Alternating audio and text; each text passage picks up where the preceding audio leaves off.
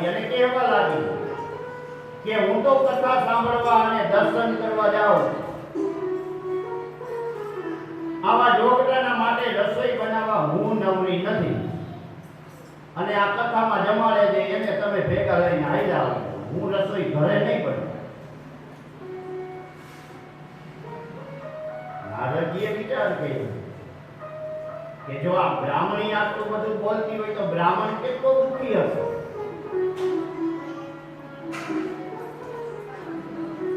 આ પત્ની કર્મસાર પતિવ્રતા ધર્મ જાણતી નથી.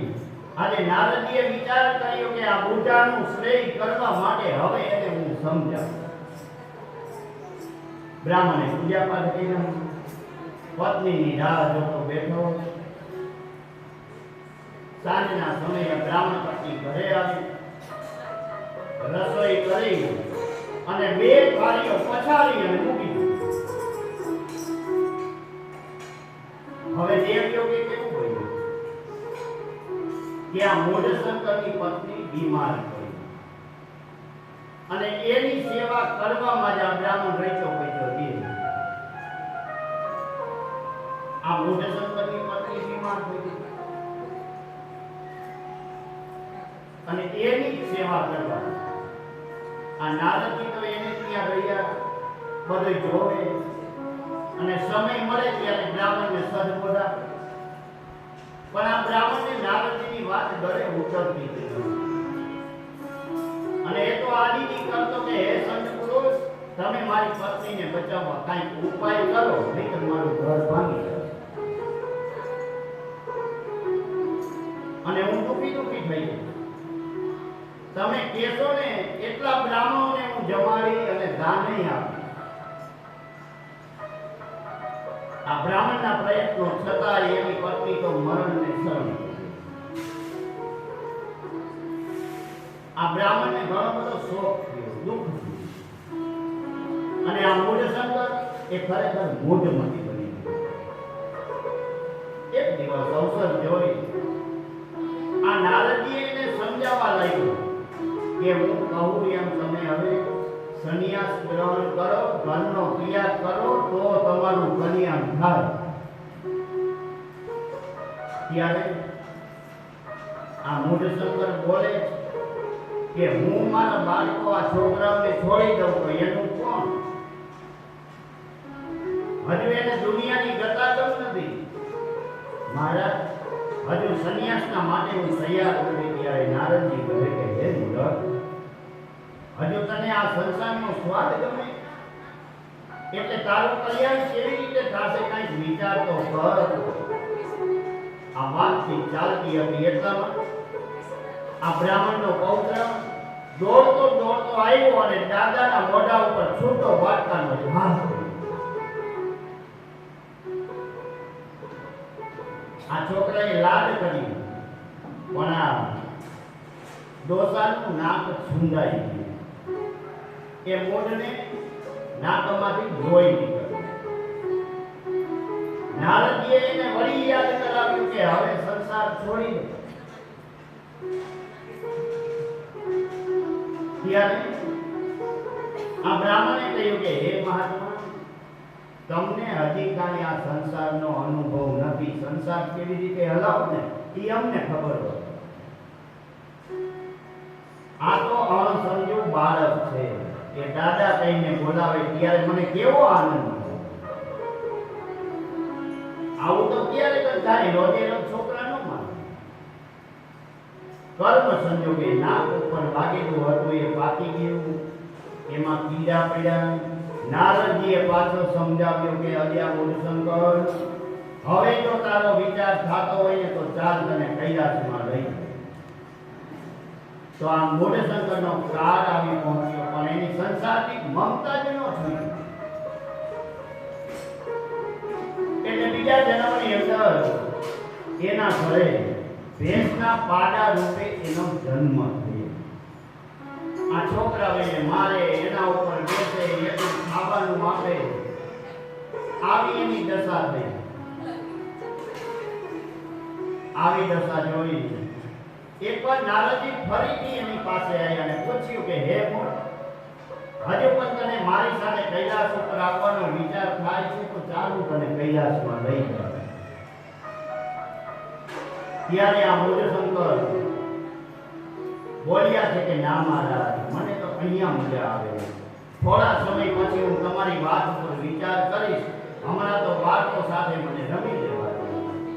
અને ત્યાર પછી આ મૂળશંકરનો ત્રીજો જન્મ શ્વાન યોનિમાં થયો. કૂતરાની યોનિમાં એનો જન્મ થયો. તો હવે એના પુત્રના ઘરના બાળના પાસે બેસી ગયો. ટુકડો રોટલો નાખે એટલે એ કૂતરું ખાય. કોઈ વાર એને એવી લાકડી પડતી કે દેકારો કરીને ભાગી જતો. બાળકો એને મારે, પૂછડી ખેંચે, કાન તાણે, પાટા મારે, તોય એ શાંતિથી સહન કરે. તો પાછા નારદજી એની પાસે આવ્યા અને પૂછ્યું કે હવે તારે મારી સાથે આવવું? હવે કઈ વિચાર કર કે મનુષ્યમાંથી તું પાડો થયો, એમાંથી કૂતરો થયો, તોય હજી આ ઘરને સંસારને તું છોડતો નથી. તો હવે તું સમજીશ ક્યારે? જવાબ આપ્યો કે મારે નથી આવવું, મને અહીંયા બહુ મજા આવે. શું કામ? તો કે મારા દીકરાના ઘરની હું રખેવાળી કરું. અને કાલે જ આ ઘરમાં ચોર આવ્યા. હું જાગી ગયો એટલે મારા શ્વાન મંડળને બોલાવી બધાને બટકા ભરી અને ભગાડી દીધો. મારા દીકરાની દશા શું? નારદજી પાછા નીકળી. પછી આ મૂળશંકરનો ચોથો અવતાર કીડા તરીકે જન્મ્યો. એ છાણમાં અનેક કીડા સાથે ખદબડે. નારદજી ત્યાં આવ્યા અને કહ્યું કે અલ્યા મૂર્ખ, તું હવે તો આ દશામાંથી છૂટી જાય. ત્યારે કીડો કહે કે ના ભાઈ, તમે તમારા રસ્તે જાઓ. મારે તો મારા દીકરાના ખેતરમાં જઈને ખાતર બની અને એને વધારેમાં વધારે મારે એને અનાજ અપાવવાનું. હવે નારદજીથી ધીરજ રહી એટલે એને ઉપાડી અને ગંગાજીના દિવ્ય જળની અંદર પધરાવી. ગંગાજળના સ્પર્શથી મૂળશંકરની મૂઢતાનો નાશ થયો અને એ રાજી થઈ ગયો. નારદજી સાથે પછી એ કૈલાસ ઉપર ગયો. નારદજીએ એને પ્રભુના ચરણમાં સમર્પિત કરતા કહ્યું છે, હે ભગવાન શિવ, આ એક જીવાત્માનો ઉદ્ધાર કરતા મને આંખો આડે હોઈ ગઈ છે. તો આ સંસાર કર્મના બંધનો આ જીવને ખરેખર ઊંચા આપવા દેતા નથી. એટલે મુનિ ઉપમન્યુ કહે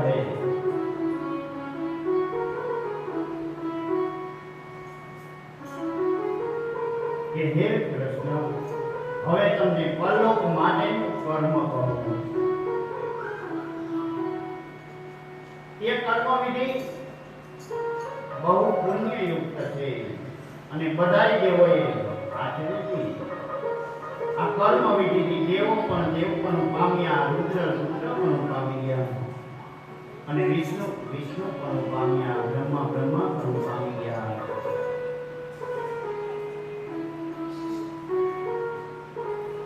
અને આ ભગવાન ગણેશને ગણપતિ પણ આ કર્મ કરવાથી જ મળેલું. એટલે લોકપાલો, સૂર્ય આદિ નવગ્રહો, વિશ્વામિત્ર અને વશિષ્ઠ, આ બધા આદિ બ્રહ્મ વેતાઓ કે અગત્ય અને શ્વેત જેવા શિવ ભક્તો, એ બધા ભગવાન શિવની ભક્તિથી પદ પામેલા. વિધિપૂર્વક ભગવાન શિવલિંગની પૂજા કરવી અને એમાં ધોળા ચંદનયુક્ત જળ અને ધોળા વિકસિત કમળનો ઉપયોગ કરવો. આપણી શક્તિ અનુસાર કમલાસન મધ્યે અંકુશ માત્ર જેવું શિવલિંગની આપણા ઘરે સ્થાપના કરવી અને પૂજનની અંદર બિલીપત્ર, પુષ્પ, ધૂપ, દીપ, વસ્ત્ર, નૈવેદ્ય વગેરે મંત્રપૂર્વક નિવેદન કરી અને એ જે શિવલિંગ બનાવેલી હોય એની પ્રદક્ષિણા કરે. આ રીતે 5 ગંધમય પૂજન જે કરે એ શિવલોકમાં પૂજા છે.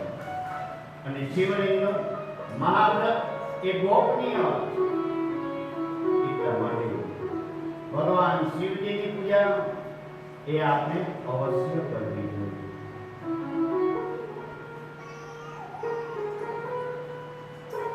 અને મુનિ કહેવા લાગ્યા કે હમણાં તમને નિત્ય નૈમિતિક અને કામ્ય કર્મ વર્ણવ્યા એ બધાયથી જે સિદ્ધિ મળે એ લિંગ મૂર્તિની પ્રતિષ્ઠા કરનારને તાત્કાલિક ફળ મળી જાય. શિવલિંગની પ્રતિષ્ઠા કરવાથી આપણું બધું પ્રતિષ્ઠિત થાય. બ્રહ્મા, વિષ્ણુ, રુદ્ર એ લિંગ પ્રતિષ્ઠા કરી પોતાના પદ ઉપર સ્થિર થઈ ગયેલા. ભગવાન શિવજી પોતે વિશ્વેશ્વર લિંગની પ્રતિષ્ઠા કરેલી. માત્ર જે મનુષ્ય આ લોક અને પરલોકમાં સુખની કામના રાખતા હોય એને શિવલિંગની પૂજા અવશ્ય કરવી. જે આદિ અને અંત રહી મૂળ પ્રકૃતિ સ્થાવર જંગમ જગતનું આ શિવલિંગ એક જ ઉત્પત્તિ સ્થાન. શુદ્ધ અને અશુદ્ધ અને શુદ્ધાશુદ્ધ એમ 3 પ્રકારનું. એમાં પશુ પક્ષી અશુદ્ધ ગણાય અને આ મનુષ્ય એ શુદ્ધાશુદ્ધ છે અને દેવો પણ શુદ્ધ છે.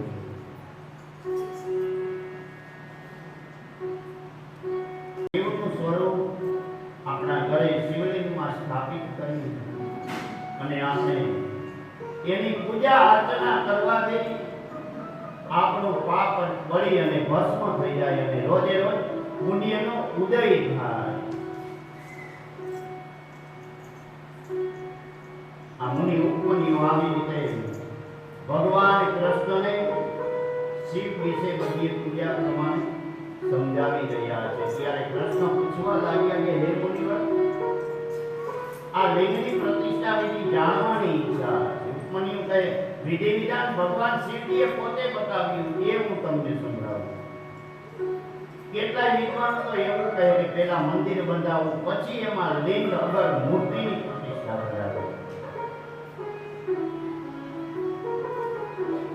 આ પ્રતિષ્ઠા વિધિ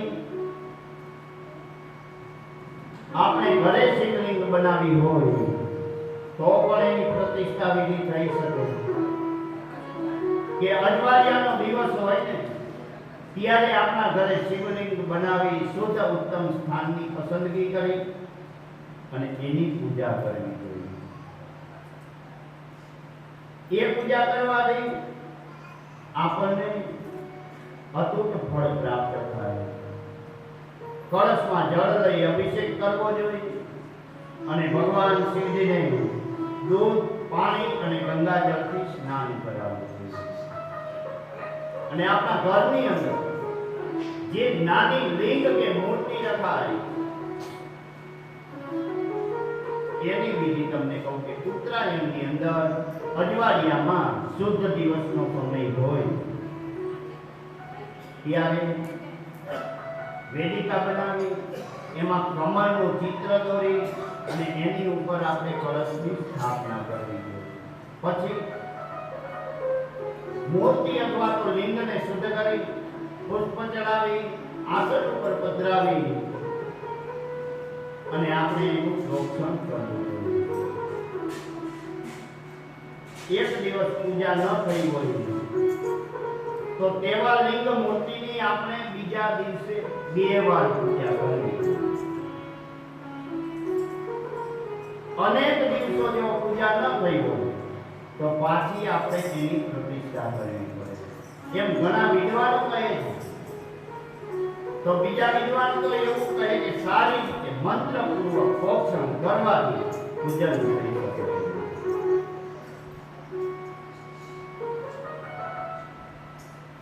આપણા મનને શિવ ભક્તમાં લીન કરી અને ભગવાન શિવજીની પૂજા કરવી જોઈએ.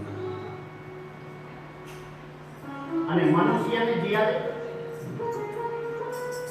આલોક અને પરલોકના વિષયમાં રહેલા દોષ દેખાવા લાગે અને એકમાત્ર ઈશ્વરના જ ગુણો દેખાય ત્યારે તેને વૈરાગ્ય પ્રાપ્તિ થાય. આવા મનુષ્યોને યોગનો અધિકાર અને આવા મનુષ્યોએ ભગવાન શિવજીમાં ચિત્ત લગાવવું જોઈએ. માટે ભગવાન શિવજીમાં ચિત્ત ચોટાડવાથી આપણું મન શુદ્ધ થઈ જાય.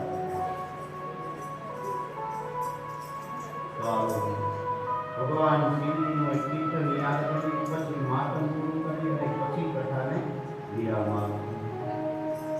કે ડાંક ડામરો વાગણ શિવ તાંડવના શિવ તાંડવના મને વાલો વાલો શિવ દેવના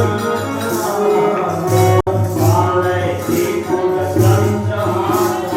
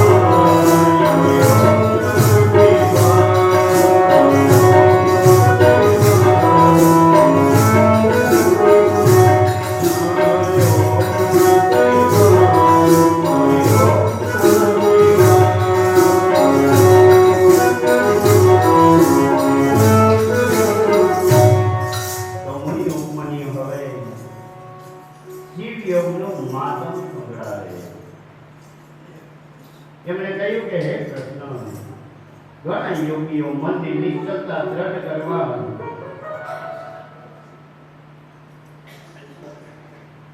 પ્રથમ સ્થૂળ ધ્યાન કરે અને પછી સૂક્ષ્મમાં પ્રવેશ કરે.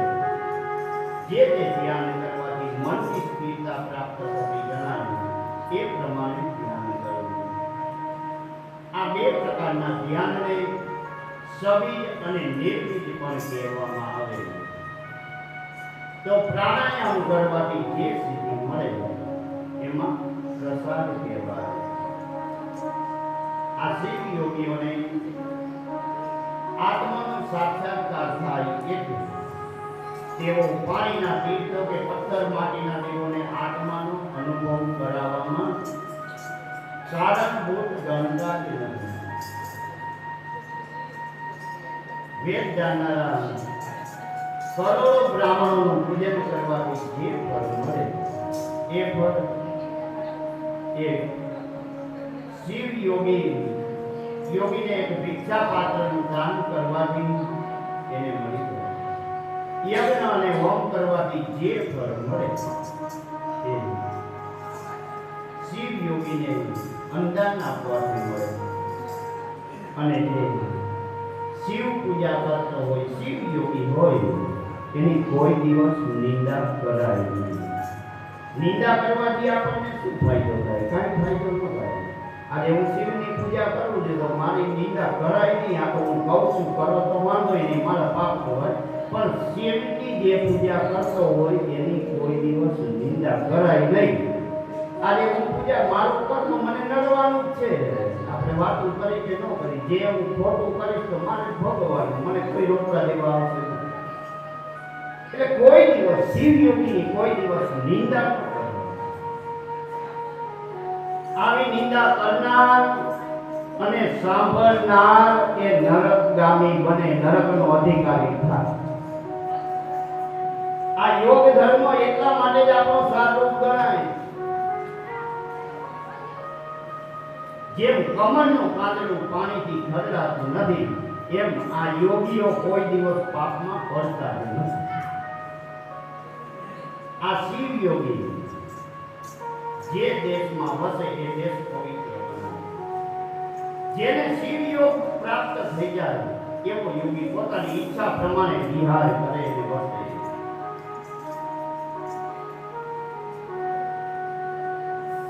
આજે જે મનુષ્ય ખરાબ ચીનોથી પોતાનું મરણ સામે આવતું જાણી લે એને શિવ ક્ષેત્ર કાશીમાં આશ્રય લેવો.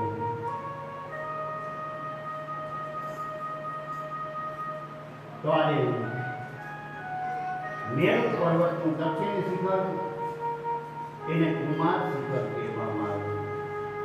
અને ત્યાં કને એક સ્કંદ સરોવર આવેલું છે.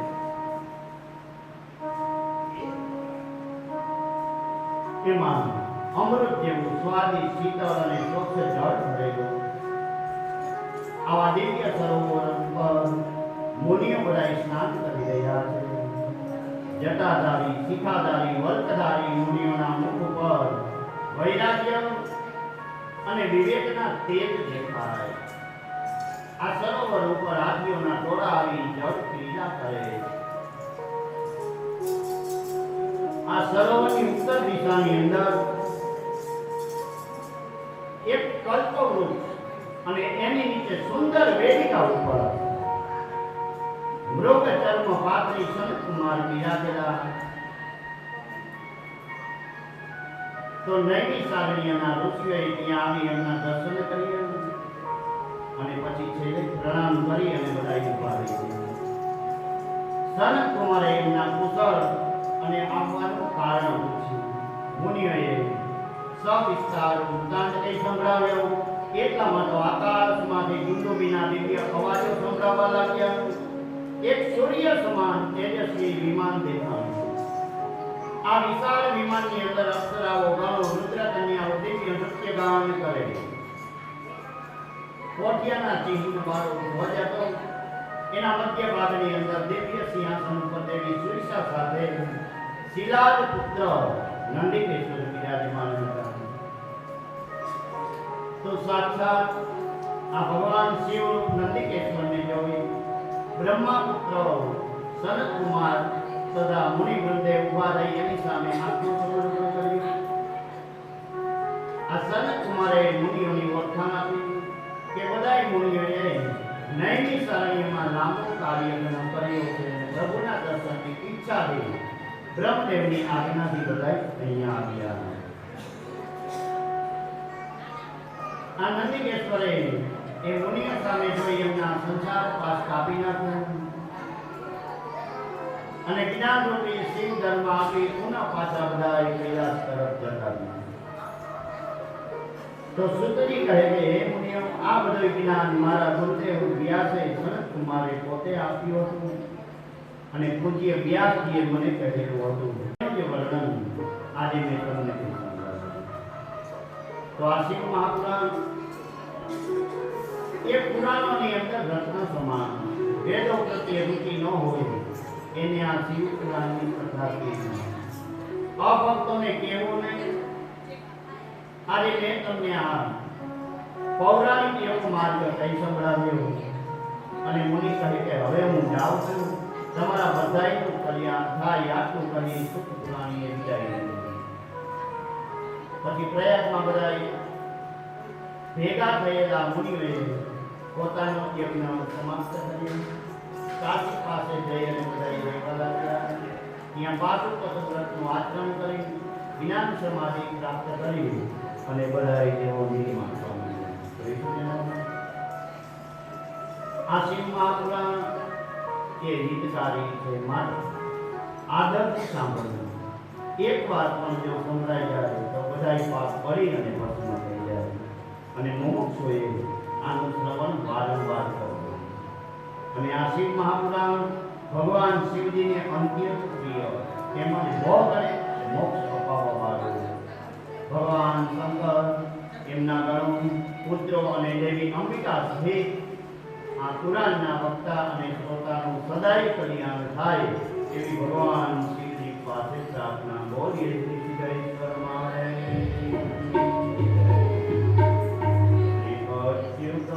શ્રી કેશવમ શ્રી રામ નારાયણ શ્રી કૃષ્ણ દામોદર શ્રી વાસુદેવ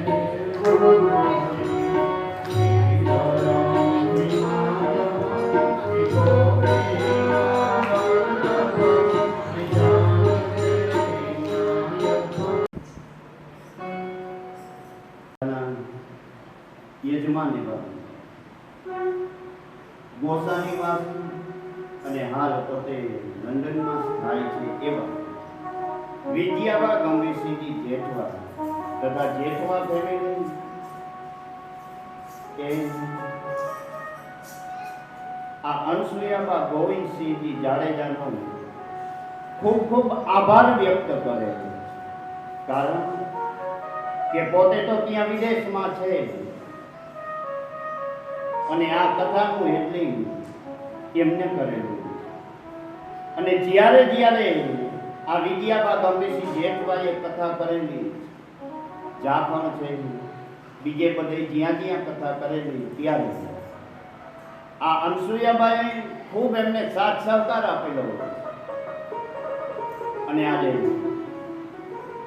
એમના સાથ સહકારથી આ આપણા સાપર ગામની અંદર આપણને આ શિવ મહાપુરાણ કથાનો લાભ પ્રાપ્ત થયો. એમને જાખણમાં પણ હમણે જ કથા કરાવી. એમાંય પણ આ ગોવિંદસિંહજી અને અનસુયાબાનો ખૂબ ખૂબ સાથ સહકાર મળેલો.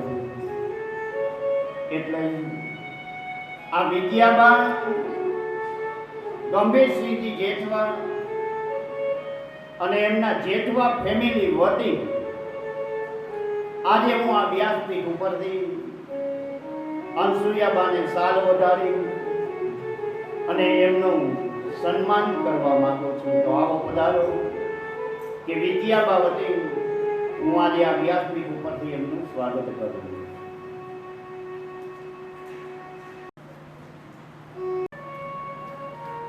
આ કથામાં અમારા સંજયભાઈએ પણ ખૂબ સાથ સહકાર આપ્યો છે એટલે એને તો આપણે તાલીઓથી જ વધારવાના.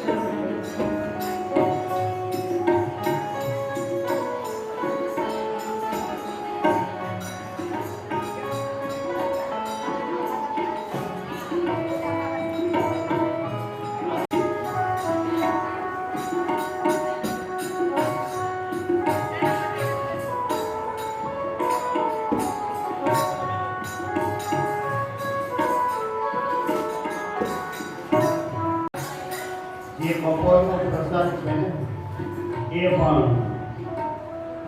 વિજયાબા ગંભીરસિંહજી જેઠવા અને અનસુયાબા ગોવિંદસિંહજી જાડેજા તરફથી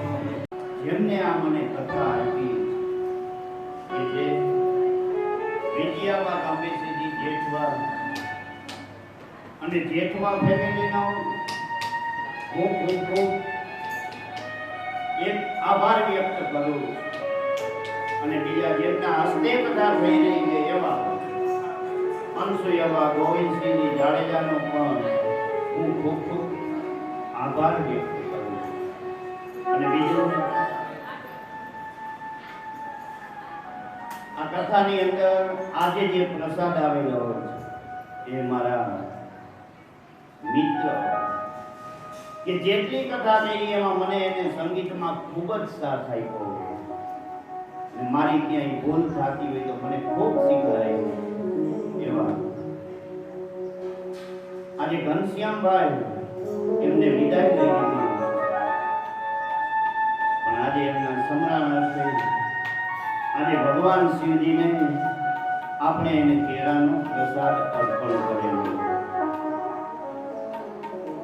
અને આ કથાની અંદર ઘણા બધાએ સાથ સહકાર આપેલો એ બધાનો વ્યાસપીઠ ઉપરથી હું ખૂબ આભાર વ્યક્ત કરું અને આજે આ સાપર ગામના જાડેજા પરિવારે ને બધાય સમાજે મને આજે ખૂબ આપ્યું એટલા માટે હું આ સાપર ગામને એક બ્રાહ્મણ તરીકે ખૂબ ખૂબ આશીર્વાદ આપું છું. બોલીએ શ્રી સિદ્ધેશ્વર મહાદેવ જય.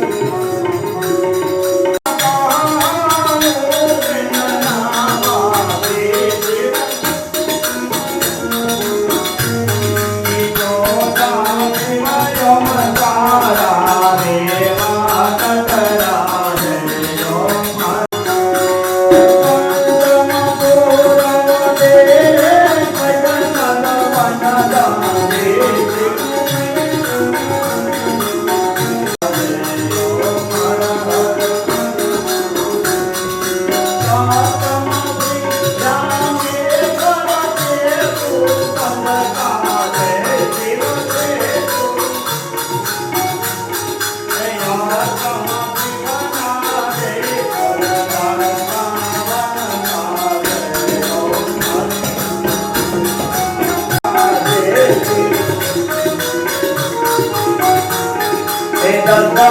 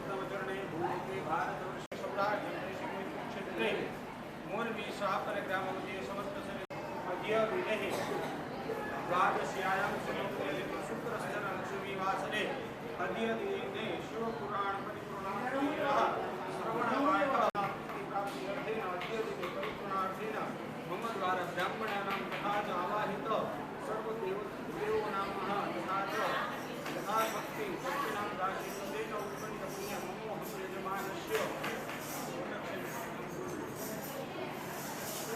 विद्यावागन्धीश्री विद्वा नामः यजमानस्य आत्मकल्याणार्थे आत्मयस्वरूपेण कर्मादिष्टदेवता भगवान् शिव प्रसन्नो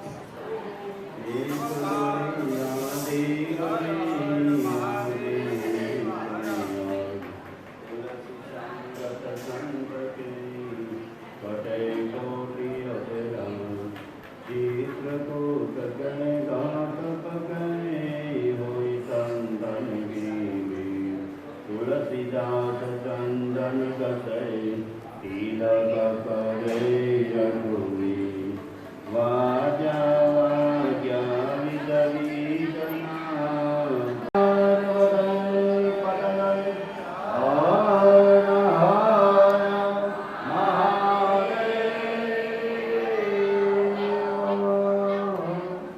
આવતા શ્રાવણ મહિના સુધીના જય મહાદેવ.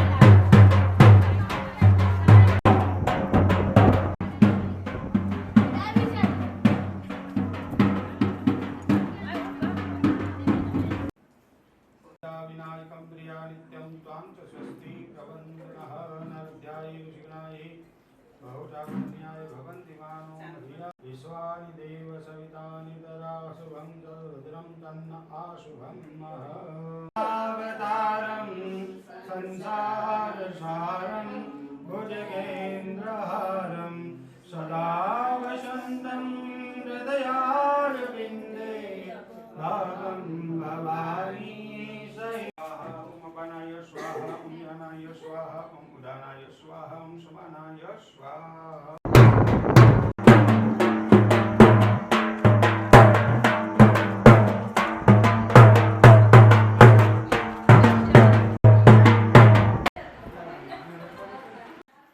शुभमुहूर्तं सबलग्नं जयमं कल्याणमारभ्येस्तु या विनाशः पुण्यकल्याणं विनायकं प्रियानित्यं त्वां च स्वस्ति प्रबन्धनः हृदयारविन्दे भावं भवानी